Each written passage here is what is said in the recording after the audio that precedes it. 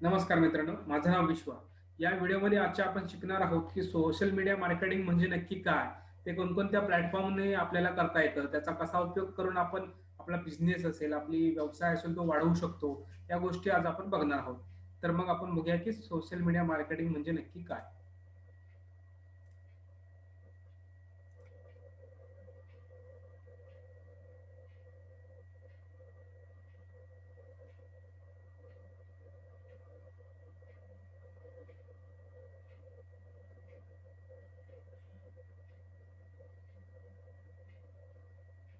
Social media म्हणजे जे काय सोशल मीडियाचे प्लॅटफॉर्म असतील, म्हणजे बेसिकली जे आपण यूज करतो आपल्या रेग्युलर यूजमध्ये जे काय असतील, ते म्हणजे काय? किंवा त्याचा कसा उपयोग आपण करू शकतो ते आपण बघूया.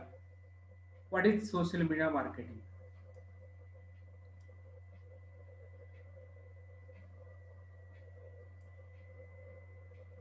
सोशल मीडिया मार्केटिंग म्हणजे काय? तर मग आपल्या बिझनेस वाढीसाठी जे आपले गोल्स असतात, म्हणजे आपला बिझनेस वाढवायचा आहे आपल्याला, आपल्या बिझनेसची वेबसाईट आहे, मग त्या वेबसाईटवर आपल्याला ट्रॅफिक न्यायचं आहे. एखादी आपण Facebookला किंवा ज्या काही प्लॅटफॉर्म आपण यूज करू, त्याच्यावर आपण एखादी पोस्ट टाकलेली आहे. तर मग त्या पोस्टसाठी वेगवेगळ्या लाईक्स करायचे असतील, कमेंट लोकांनी द्यावेळेला आपल्याला असं वाटत असेल, मग त्याच्यासाठी त्याचा आपण उपयोग करू शकतो. त्याच्यानंतर गिव्हिंग अ पर्सनलाइज्ड एक्सपिरियन्स, म्हणजे आपल्याला समजा आपल्या ग्राहक असतील, त्यांना आपल्या सर्व्हिसेसच्या, आपल्या प्रॉडक्टची माहिती त्यांना पर्सनली द्यायची असेल किंवा त्यांना आपला प्रॉडक्ट कसा बनतो, त्याच्याबद्दलची अधिकची माहिती द्यायची असेल, तर त्या केसमध्ये आपण सोशल मीडियाचा चांगल्या प्रकारे वापर करून त्यांना आपण दाखवून देऊ शकतो. त्याच्यानंतर creating content that goes viral, म्हणजे आपण एखाद्या समजा आपल्या बॅकग्राऊंड प्रोसेस, आपल्या कामाच्या बॅकग्राऊंड प्रोसेसचा व्हिडिओ बनवला आणि तो पेड केला, तर मग तो व्हायरल होऊन लोकांपर्यंत आपण अशा प्रकारे पोहोचू शकतो, की तो कंटेंट सगळे लोक बघत असतात आणि त्याच्यामुळे आपल्याला खूप मार्केटचा फायदा होतो. त्यानंतर बहुत बाकी सारे गोल्स असतात, म्हणजे रीच असेल वाढवायचं, तुमच्या ब्रँडचा अवेअरनेस वाढवायचा असेल, मग त्याच्यासाठी जो काय आपण मार्केटिंग करतो ते म्हणजे सोशलचे, आणि ते म्हणजे सोशल मीडिया मार्केटिंग.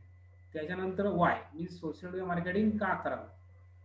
तर मग त्याचा मेन बेनिफिट आहे, की तो तुमच्या ब्रँडची अवेअरनेस वाढवतो. म्हणजे समजा एखाद्या पर्टिक्युलर एरियामध्ये तुम्ही राहत असाल, मग त्याच्यामुळे त्या एरियामध्ये कोणत्या प्रकारचे बिझनेसेस चालतात, मग तुमचा कुठल्या कुठल्या एरियामध्ये बिझनेस चालतो, बाकीच्या गोष्टी ज्या आहेत की त्यामुळे आपल्याला लोकांना तुमच्या बिझनेस विषयी अवेअरनेस दाखवण्यात येतो.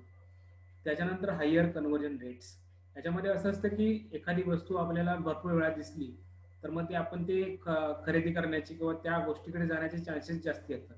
मग आपली सर्व्हिसेस असतील किंवा आपले जे काही प्रोडक्ट्स असतील, तर ते वारंवार लोकांना दिसत राहिले, तर त्याच्यामुळे कन्व्हर्जन होण्याचे चान्सेस जास्ती असतात. ते आपण सोशल मीडियाद्वारे ते करू शकतो. त्याच्यानंतर improve search ranking, search engine ranking, म्हणजे बेसिकली आपण एखादी सर्व आपल्याला गोष्ट घ्यायची आहे, तर मी बेसिकली आपण काय करतो, ती पहिल्यांदा गुगलवर सर्च करतो. मग त्याच्यानंतर जे काही आपल्याला रिझल्ट दिसतात त्याच्यातले काहीतरी आपण सिलेक्ट करून पुढे प्रोसेस करतो.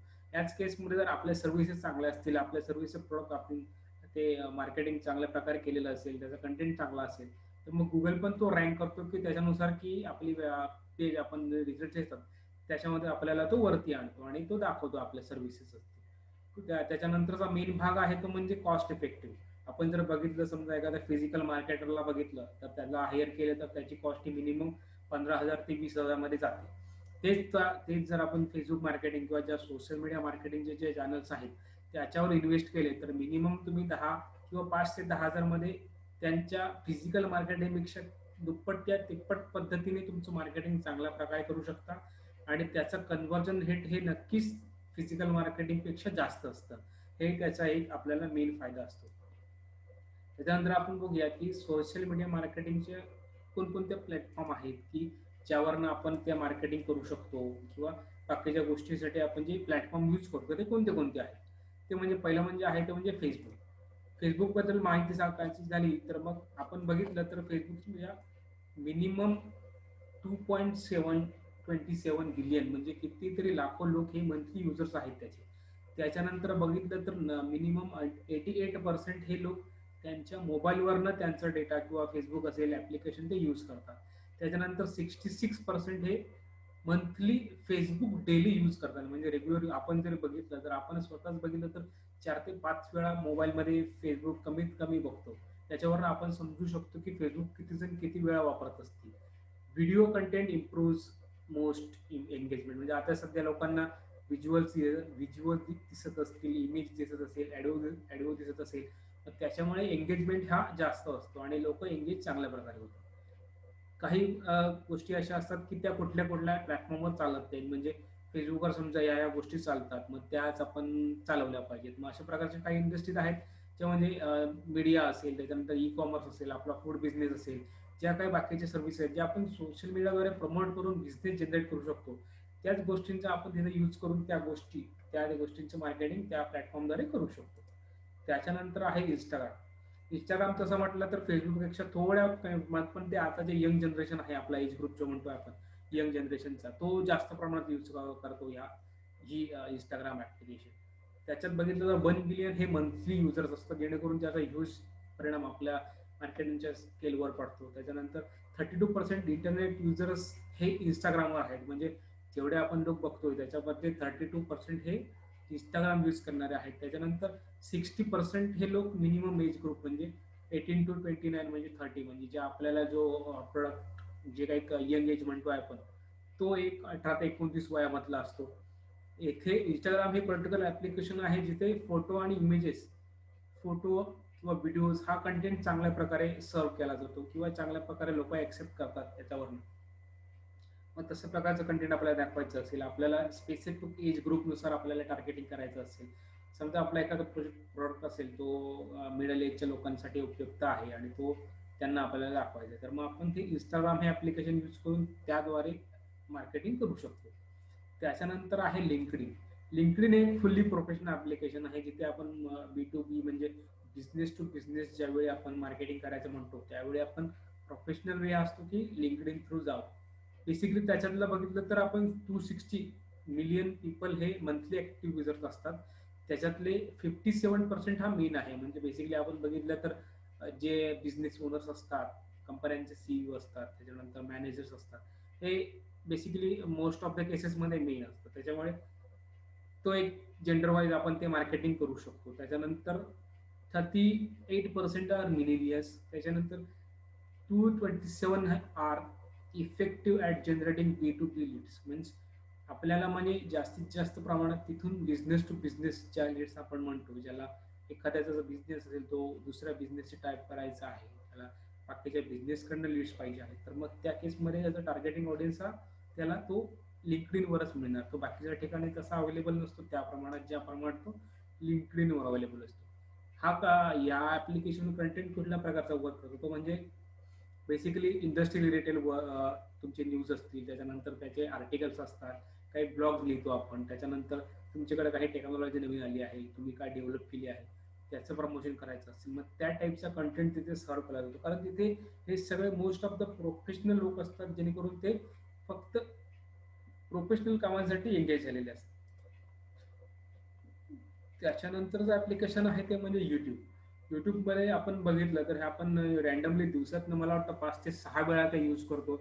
आणि आपण एकदा सुरू केलं की ते मिनिमम 15 ते 20, म्हणजे मिनिमम अर्धा तास आपण ते यूज करतो.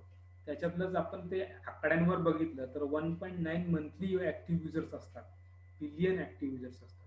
त्याच्यानंतर आपला भारत हा जगातला 4था देश आहे की जिथे ऍक्टिव्ह युजर्स असतात हे युट्यूबवर जास्ती असतात आणि त्याचा रेट हा इंडियामध्ये जास्ती आहे. त्याच्यानंतर पैकी तर 70% हे लोक हे त्याचा युट्यूबचा वापर हा मोबाईलवरनं करतात. आणि हा युट्यूब हा असा प्लॅटफॉर्म आहे जिथे फक्त आपण व्हिडिओज टाकू शकतो. त्या प्लॅटफॉर्मवर व्हिडिओ आपल्या पोस्ट किंवा इमेजेस असतील किंवा टेक्स्ट ॲड आपण ज्या म्हणतो त्या तिथे वर्क करत नाही. आपल्याला आपल्या प्रोडक्टची किंवा सर्व्हिसेसची इन्फॉर्मेशन आपल्या क्लायंट्सना व्हिडिओ थ्रू द्यायची किंवा आपण जी काय प्रोसेस करतो ती आपल्याला व्हिडिओ थ्रू लोकांना दाखवायची असेल तर मग त्याच्यासाठी हे एकदम बेस्ट ॲप्लिकेशन. त्याच्यानंतर ट्विटर आहे. ट्विटरवर हे काय आहे की ज्या लोकांना न्यूजमध्ये इंटरेस्ट आहे, जे लोक न्यूज बघतात रेग्युलरली आणि इंडस्ट्रीली अपडेटेड राहायचा प्रयत्न करतात, त्यांच्यासाठी ट्विटर हा एक बेस्ट ॲप्लिकेशन आहे. म्हणजे तिथे असं असतं की जी काही लोक सध्या गोष्ट ट्रेंडिंग चालली आहे, जी सध्याची ट्रेंड करते ती ती तिथे आपल्याला मिळते. त्याच्यानंतर तिथे आकड्यावारांमध्ये गेलं तर 226 मिलियन हे ॲव्हरेज युजर्स असतात. त्याच्यानंतर 81% हे मिलेनियल्स आहेत आणि 70% ऑडियन्स हा फक्त तिथे न्यूजसाठी असतो. म्हणजे आता सध्या करंटली काय ट्रेंडिंग आहे, नवीन न्यूज काय आली आहे, मग अशा प्रकारे तो कंटेंट तिथे कॅरी केला जातो, की ज्या प्रकारचे नवीन लेटेस्ट ट्रेंड असतील तर त्यासाठी ते ट्विटर हे ॲप्लिकेशन यूज केलं जातं. त्याच्यानंतर आहे व्हॉट्सअप. व्हॉट्सअपमध्ये बेसिकली बघितलं तर आपण हे पर्सनली रेग्युलर हा 80 to 90% लोक हे व्हॉट्सअप यूज करतात. त्याच्यानंतर जेवढ्या लोकांकडे स्मार्टफोन आहे तेवढी लोक हे व्हॉट्सअप यूज करतात. तर त्याच्यामध्ये आपण आपल्या बिझनेस अकाउंट ओपन करून त्याचं कॅटलॉग दाखवू शकतो. त्याच्यानंतर त्याचे जे काही आपल्याला प्रोडक्ट्स आहेत किंवा आपल्याला सर्व्हिसेस आपल्याला दाखवायचे आहेत त्या तिथून व्हॉट्सअपचं कॅटलॉग तयार करून आपण तिथून ते दाखवून देऊ शकतो. अशा हे वेगवेगळ्या प्रकारचे सोशल मीडिया प्लॅटफॉर्म आहेत. ते मोस्ट ऑफ द केसेसमध्ये मार्केटिंगसाठी जास्त प्रमाणात वापरले जातात. त्याच्यानंतर बेसिक आहेत मग कंटेंट टिप्स, म्हणजे कुठल्या प्रकारचा कंटेंट आपण त्याच्यावर वापरू शकतो. त्याच्यानंतर कंटेंट कुठल्या प्रकारचा वापरावा यासाठी काय टिप्स आहेत. त्या म्हणजे क्रिएट युअर ओन कंटेंट, म्हणजे एखाद्याचा कंटेंट उचलला आणि तो कॉपी करून आपल्यासाठी वापरला, ही पद्धत चुकीची आहे. तुम्हाला वापरायचं असेल कंटेंट तुम्ही रेफर करा, त्याने नक्की काय सांगायचा प्रयत्न केला आहे, त्याला त्यातून काय सांगायचं आणि आपली कन्सेप्ट काय आहे, ही ॲनालिसिस करून कंटेंट हा आपल्या पद्धतीने व्हावा, जेणेकरून कॉपीराईट इश्यू असतात त्याच्यानंतर ते इश्यूचा प्रॉब्लेम आपल्याला होणार नाही. त्याच्यानंतर use images post for images posting, म्हणजे काय असतं की सध्या व्हिडिओ कंटेंट हा जास्त हे केला आहे, कन्झ्युम केला जातो. त्यामुळे जास्तीत जास्त व्हिडिओ बनवायचा किंवा इमेजेस असतील त्या कॅची इमेजेस असतील जेणेकरून लोकांचं अट्रॅक्शन झालं पाहिजे, अशा प्रकारचे इमेजेस तुम्ही क्रिएट करा. त्याच्यानंतर fix schedule for your post, म्हणजे एखाद्याचं समजा आपलं पोस्ट करायचं आहे तर मग आपल्याला महिन्याभराचं शेड्यूल आपल्याकडे असलं पाहिजे की या दिवशी मी कुठला कंटेंट टाकणार आहे. समजा एखाद्या दिवशी काही इव्हेंट असला, काही फेस्टिवल असला, मग त्या दिवशी मी काय कंटेंट टाकणार आहे. अशा गोष्टी तुम्ही लक्षात घेऊन त्याचं मार्केटिंग किंवा त्याचं शेड्यूलिंग केलं पाहिजे. त्याच्यानंतर take advantage of insights. Insights म्हणजे काय, प्रत्येक पेज आपण जे पेज फेसबुकला व्हॉट्सअप किंवा फेसबुकला बिझनेस पेज ओपन करतो त्याचा एक इन्साइट असतो. म्हणजे ज्या लोकांनी माझ्या पेजला लाईक केले, जे माझ्या पेजला फॉलो करतात, त्या लोकांचं इन्साइट म्हणजे काय, तर मग ते कुठल्या गोष्टींना इंटरेस्ट आहे त्यांचा, ते कुठल्या वेळेत जागे असतात, कुठल्या वेळी ते जास्त ॲक्टिव्ह असतात फेसबुकवर किंवा इंस्टाग्रामवर, त्या सगळ्या गोष्टींचा ते ॲनालिसिस करून ते आपल्याला ते इन्साइट्स दाखवते फेसबुक. मग त्याचा वापर करून आपण जे काही मार्केटिंग स्ट्रॅटेजी करायची असेल आपल्याला, त्याच्यानंतर जे काय आपल्याला त्या सब्जेक्टचं मार्केटिंग करायचं असेल ते करू शकतो. अशा प्रकारे हे बेसिक सोशल मीडिया मार्केटिंग आहे. त्याच्यामध्ये आपण वेगवेगळ्या प्रकारचं ॲप्लिकेशन्स किंवा जे आपण प्लॅटफॉर्म म्हणतो, तर त्यामध्ये फेसबुक आलं, इंस्टाग्राम आला, लिंक्डइन, यूट्यूब, ट्विटर, व्हॉट्सअप हे सगळे वापरून आपल्या बिझनेससाठी त्याचा कसा ग्रो करू शकतो, कोणतं वापरून आपल्याला चांगला बिझनेस मिळू शकतो, हे ओळखून आपण आपला टार्गेट ऑडियन्स काय आहे, तो कुठे प्रेझेन्स असेल, फेसबुकवर असेल का की लिंक्डइनवर असेल, या प्रकारचं थोडंसं रिसर्च करून आपण त्याच्या प्रकारे प्रॉपर मीडियम वापरून आपला बिझनेस वाढवू शकतो. धन्यवाद.